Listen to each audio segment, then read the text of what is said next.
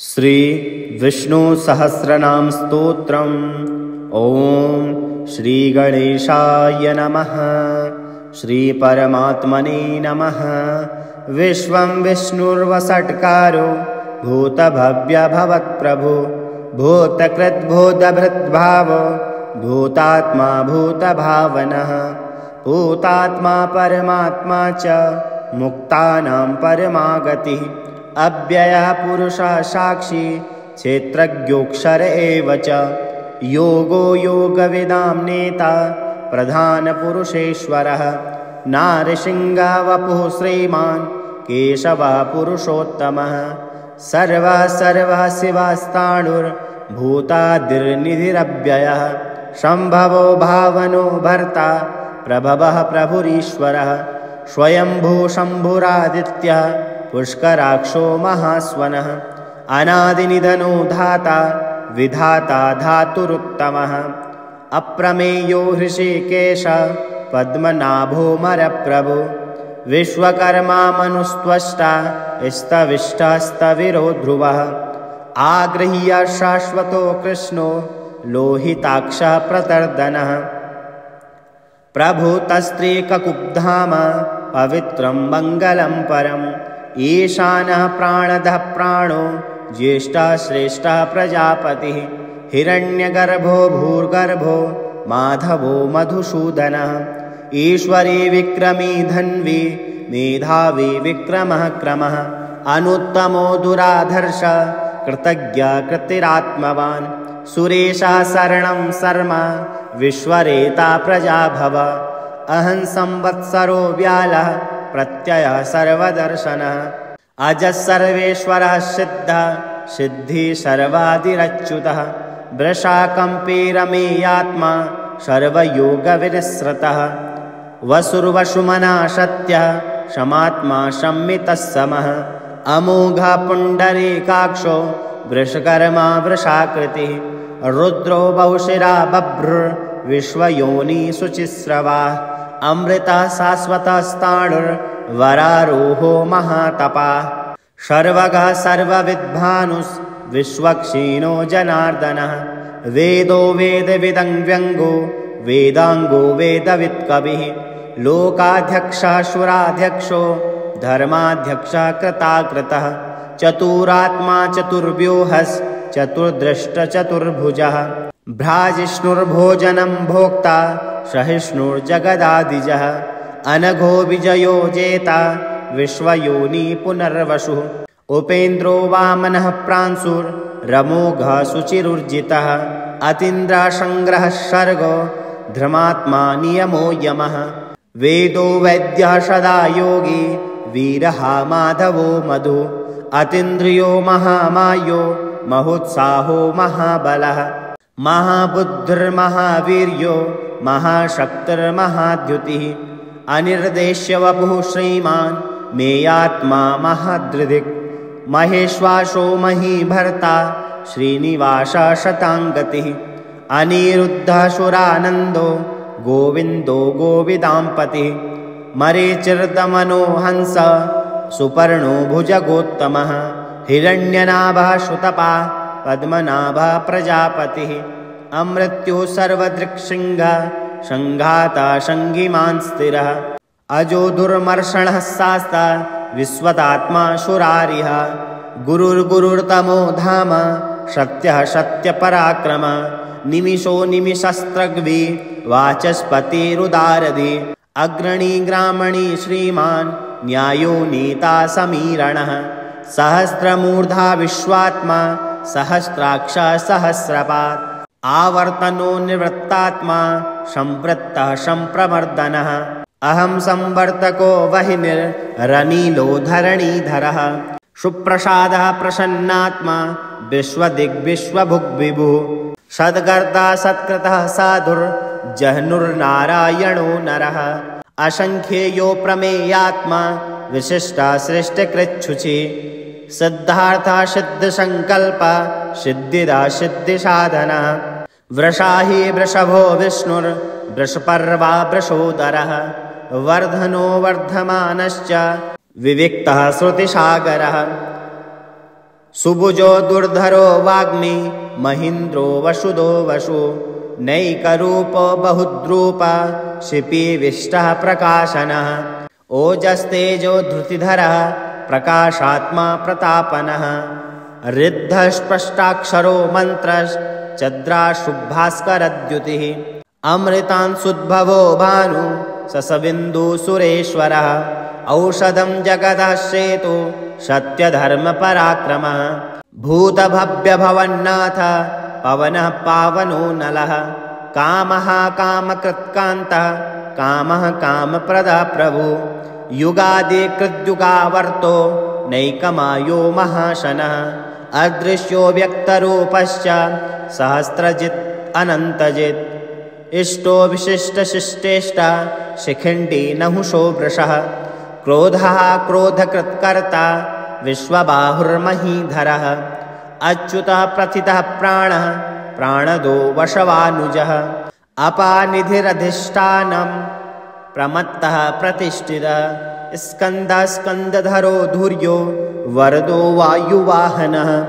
वासुदेवो बृहद्भानुरादिदेवः पुरन्दरः अशोकस्तारणास्तार शूरः सौरिर्जनेश्वरः अनुकूलः सतावर्तः पद्मी पद्मनिवेक्षणः पद्मनाभो अरविन्दाक्ष पद्मगर्भः शरीरभृत् महाद्रिऋद्धो वृद्धात्मा महाक्षो गरुडध्वजः अतुलः शारभो भीमः शमयज्ञो हविर्हरि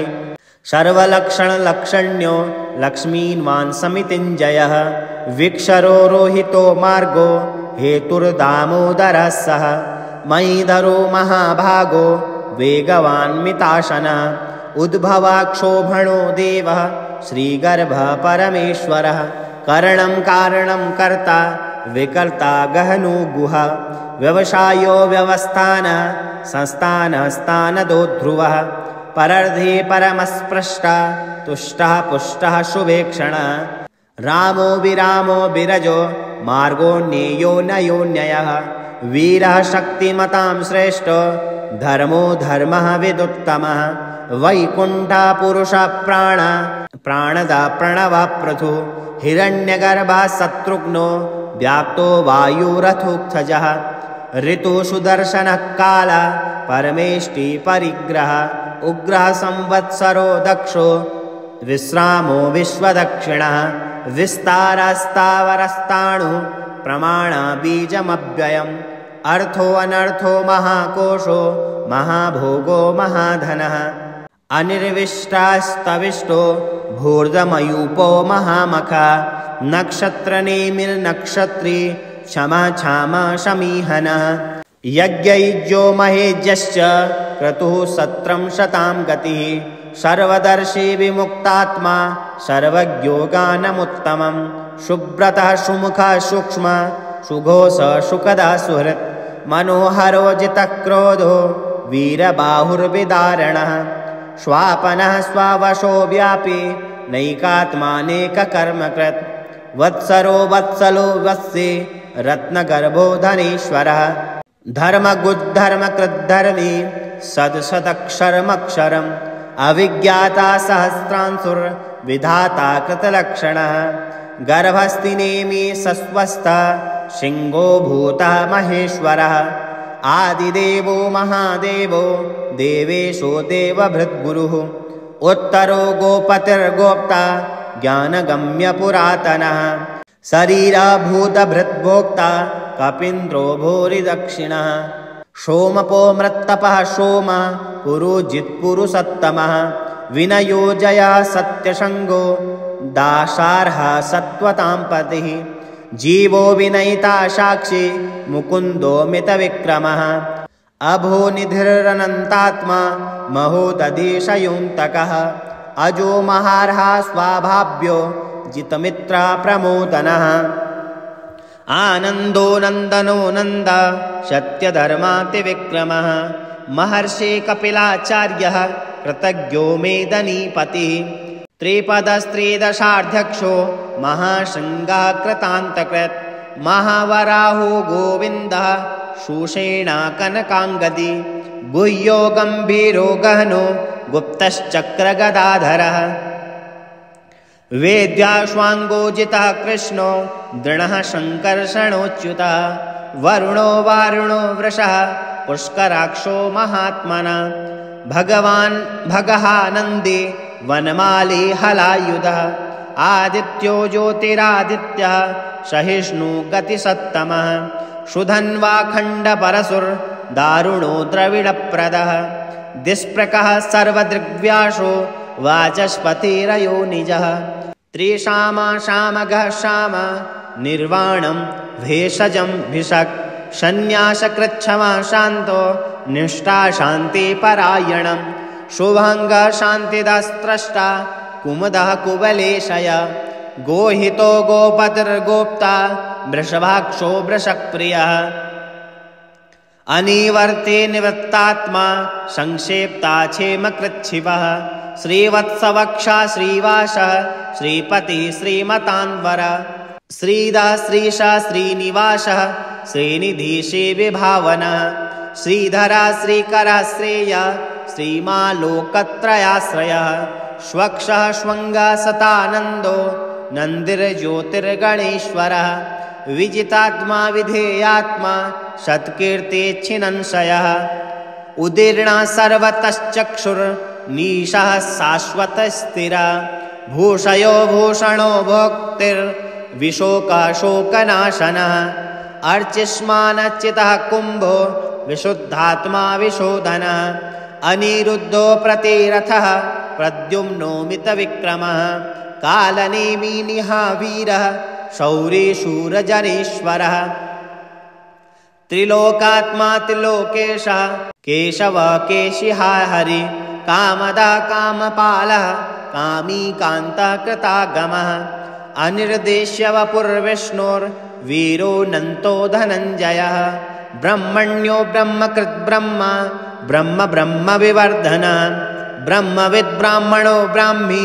ब्रह्मज्ञो ब्राह्मणप्रियः महाकर्मो महाकर्मा महातेजा महोरगः महाकर्तुर्महायज्वा महायज्ञो महाहवि स्तभ्यस्तव प्रियः स्तोत्रं स्तुतिः स्तोतारणप्रियः पूर्णः पूरयिता पुण्य पुण्यकीर्तिरनामयः मनोजवस्तीर्थकरो वसुरेता वसुप्रदः वसुप्रदो वासुदेवो वसुर्वसुमना हविः सद्गते सत्कृते सत्ता सद्भूति सत्परायणः सूरसेनो यदो श्रेष्ठ सन्निवासासु यामुनः भूतवासो वासुदेव सर्वासु निलयो नलः दर्पः दर्पदो दृप्तो दुर्धरोऽथा पराजितः विश्वमूर्तिर्महामूर्तिर्दीप्तमूर्तिरमूर्तिमान् अनेकमूर्तिरव्यक्तः शतमूर्तिशताननः एकोनेकस्तवाकं किं यत्तः पदनमनुत्तमं लोकबन्धुर्लोकनाथो माधवो भक्तवत्सलः सुवर्णवर्णो हेमाङ्गो वराङ्गश्चन्दनाङ्गदी विरहाविषमः शून्यो धृताक्षीरचलञ्चलः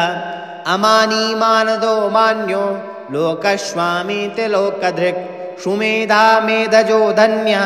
सत्यमेधाधराधरः तेजो वृषो धृतिधरः सर्वशस्त्रवृतांवरः प्रग्रहो निग्रहो व्यङ्गो नैकशृङ्गो गदाग्रजः चतुर्मूर्तिश्चतुर्बाहुर्चतुर्व्यूहः चतुर्गतिः चतुरात्मा चतुर्भावश्चतुर्वेदविदेकपात् समावर्तो निवृत्तात्मा दुर्जयो दुरतिक्रमः दुर्लेभो दुर्गमो दुर्गो दुरावासो दुरारिः शुभाङ्गो लोकसारङ्ग सुतन्तुस्ततुवर्धनः इन्द्रकर्मा महाकर्मा कृतकर्मा कृतागमः उद्भवः सुन्दरः सुन्दो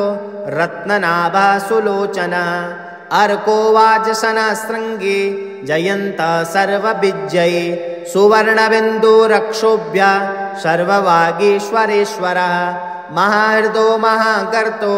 महाभूतो महानिधिः कुमुदः कुन्दरः कुन्दः पर्जन्यः पावनो नीलः अमृतांशोऽमृतवपुः सर्वज्ञः सर्वतोमुखः शूलवा शुभ्रतः सिद्धः शत्रुदिच्छत्रुतापनः न्योग्रधो दुन्दरो स्वस्थः चारूरान्ध्रनिषूदनः सहस्रार्चिर्सप्तजिह्वा सप्तैधा सप्तवाहनः अमूर्तिर्नघो चित्यो भयकृद्भयनाशनः अणुर्बृहत्कुशः स्थूलो गुणभिन्नो गुणो महान् अधृतः स्वधृतः श्वास्य प्राग्वंशो वंशवर्धनः भारभृत्कथितो योगी योगीशः सर्वकामदः आश्रमाश्रमणः श्याम सुपर्णो वायुवाहनः धनुर्धरो धनुर्वेदो दण्डो दमयिता दमः अपराजितः सर्वसहो नियतां नियमो यमः सत्यवान् सात्विकः सत्यः सत्यधर्मपरायणः अभिप्राय प्रियार्हुर्ह प्रियङ्कृतप्रीतिवर्धनः विहाय सगतिर्ज्योतिः सुरुचिर्हुत भुग्विभुः रविर्विरोचनः सूर्यः सविता रविलोचनः अनन्तो हुतभुद्भोक्ता सुखदो नेकजोग्रजः अनिर्विष्णः सदा मर्षि लोकधिष्ठानमद्भुतम् सनात् सनातनः तमः कपिलः कपिरव्ययः स्वस्तिदा स्वस्तिकृत् स्वस्ति स्वस्ति भुक् स्वस्ति दक्षिणा औरोद्रः कुण्डले चक्रे विक्रम्योर्जितशासनः शब्दातिक् शब्दशः शिशिरः सर्वरीकरः अक्रूरः पेशलो दक्षो दक्षिणा शनिमां वरः विद्वत्तमो विद्भयः पुण्यः श्रवणकीर्तनः उत्तारणो दुष्कृतिः पुण्यो दुःस्वप्ननाशनः वीरः रक्षणः सन्तो जीवनं पर्यवस्थितः अनन्तरूपोऽनन्तः श्रीर्जित्मन्युर्भयापः चतुरस्रो गम्भीरात्मा विदिशो व्यादिशो दिशः अनादिर्भूभवो लक्ष्मी सुवीरो रुचिराङ्गदः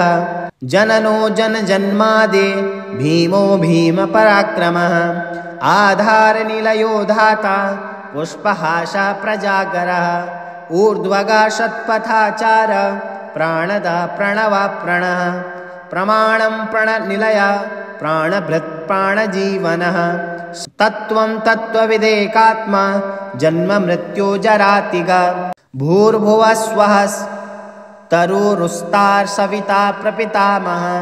यज्ञो यज्ञपतिर्यज्वा यज्ञाहो यज्ञवाहनः यज्ञभृत् यज्ञकृत् यज्ञे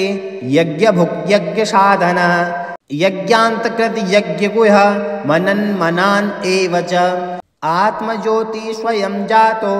वैखानः सामगायनः देवकी नन्दनस्त्रष्टा क्षितीशः पापनाशनः शङ्खवृन्नन्दके चक्रे शारग्धन्वा गदाधरः रथाङ्गपाणि रक्षोभ्यः सर्वप्राहरणायुधः वनमाली गदा शारङ्गी शङ्खचक्री च नन्दके श्रीमन्नारायणो विष्णुर्वासुदेवो विरक्षतु।